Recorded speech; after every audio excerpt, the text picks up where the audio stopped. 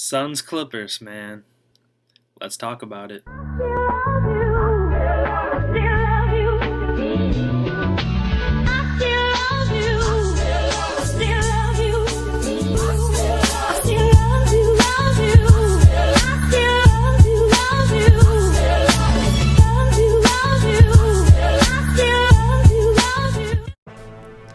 This game, man, this game was literally the definition of a tale of two halves. The first half, man, them boys, them Clippers would not miss. Suns played terrible defensively in that first quarter and a little bit of the second. I mean, the whole first half, they were bad. 10 turnovers in the first 14 minutes. That's just pretty irrehensible. Like, Clippers would just not miss. Reggie Jackson was going off. Paul George, call him George Paul if you want. Paul George was a motherfucking tear in that game the whole night. Would not miss. 39 points to finish it out. And he was a bucket. Even Mikal Bridges couldn't even really hold him. And on a night where Kawhi went 4 for 21, Lou Will only had like 2 field goals. Like, this is a game with how those Clippers were playing, especially in the second half, that I think we could have won. Just the fact that we came back, we were so sloppy in that first half. At halftime, we were down 20. The Clippers at half were 53% from the field and 50% from 3. The Suns at half were 3 for 17, shooting 17% from 3. They could just not buy a bucket. Cam Johnson was 0 for 5 in the first half. He could not shoot, and they were all wide open threes. Like, they were just not playing well in the first half. But then that third quarter came around, and this team, they came back. Had a great run to make it a single-digit deficit. They actually went on a 37-24 scoring run in the third, which mirrored what the Clippers did in the first. Then I just want to talk about this fourth quarter a little bit. I thought this fourth quarter was amazing. It was playoff-esque basketball from this Suns team. They kind of had a game similar to that with Nuggets, which they came out on top of.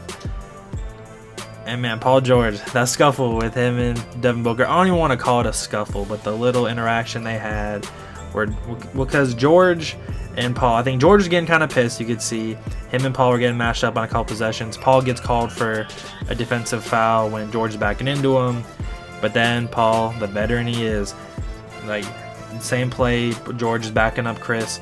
Chris gets the offensive foul onto George. You can tell George and them are chirping. Paul actually goes to the locker room after, so he might have got elbowed by George or something when he fell. And then like a couple possessions later, George is going to the basket. Payne fouls him. And then a little bit of this and a little bit of this. George and Booker going at it. I think Booker called George soft. And man, I was just like, George, like, you're getting in your own head, man. You're having a great game. Your best game of the season so far. Maybe your best game as a Clipper.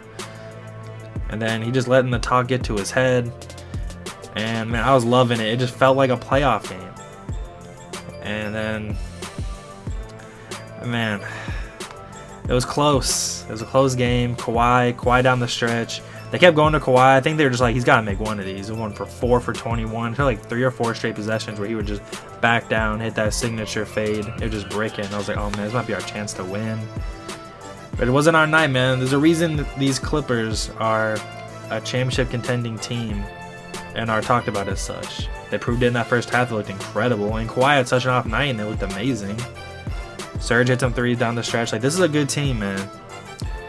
And I'm proud of these boys. Like, Eddie Johnson, who's been the Suns announcer for the last, like, who knows how long.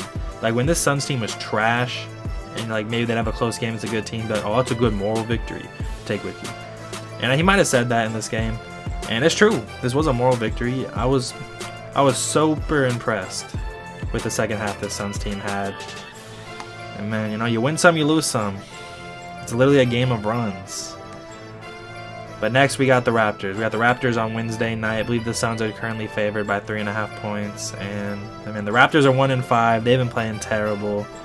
Siakam's kind of been Aron Baynes. I love Aron Baynes, man. The return of Baynes and his fan club to Phoenix on Wednesday.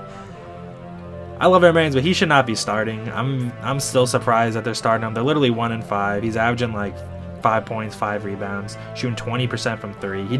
He's not a starting center. I love him. I watched him start games when Ayton got suspended. He's just not a starting center. He's not quick enough. Chris Boucher, who I actually am a big fan of on the Raptors, I think he should be getting the start at center for the Raptors. I'll be surprised are intrigued when he actually gets to start, because Baynes, he's just not starting material, and I love him. He's a great backup center, but he's not a starting center, man. I'm sorry to break it to y'all. But Suns, Raptors, Rainbow Thing. I feel like I always say Suns win, and I'm not even saying they need to win this. But again, Raptors are a tough team. They're 1-5, but don't let it fool you. Most of their team was on the finals, or in the finals when they were in the finals. This will be a good game, I think. I'm picking the Suns, of course, and I will be making a video shortly after that game. Try to post it that same night if I can. And of course, as always, stay sunny.